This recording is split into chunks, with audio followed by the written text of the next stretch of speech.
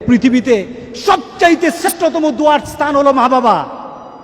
ওই মা বাবা যদি হাত পাতে আরশ পর্যন্ত পৌঁছে যায়, ওই মা বাবা যদি বদদুয়া করে, পৃথিবীর সব তীর সব টার্গেট মিস হতে পারে, কিন্তু মা বাবার বদদুয়া কখনো মিস হয় না, কখনো মিস হয় না।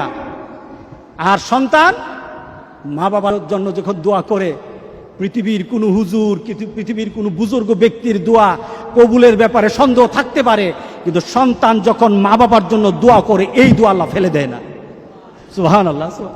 কারণ মা বাবার এই দোয়াটা শিখিয়ে দিয়েছেন আল্লাহ সুবহানাহু ওয়া তাআলা, রব্বির হামহুমা কামা রব্বায়ানি সাগীরা। আপনি কবরে থাকবেন, আপনি প্রত্যেক নামাজে আপনার সন্তান দোয়া করবে আপনার জন্য, রব্বির হামহুমা কামা রব্বায়ানি সাগীরা। পড়েন, মা বাবার জন্য দোয়া করেন প্রতি নামাজে বলেন মা বাবার জন্য, রব্বির হামহুমা কামা রব্বায়ানি সাগীরা।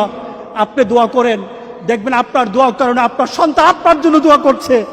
আপনাকে আল্লাহ যেন এমন সুযোগ করে দেয়, এমন কুলাঙ্গার সন্তান যেন আমাদের সন্তানগুলো আল্লাহ না বানায়। সবাই বলেন আল্লাহুম্মা আমিন।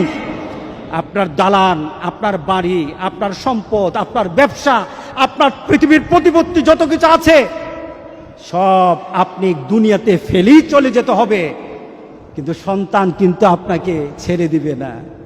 সন্তান আপনাকে ছেড়ে দিবে না। ভালো সন্তান রেখে যাবেন, কবরে শুয়ে শুয়ে আপনার সন্তানের দোয়া পাবেন। খারাপ সন্তান রেখে যাবেন, কবরে বিপদ বিপদ বিপদ চলতেই থাকবে। আল্লাহ আমাদের সবাইকে হেফাজত করুক। আমিন বলি, আমিন বলি। আল্লাহু আল্লাহু আল্লাহ।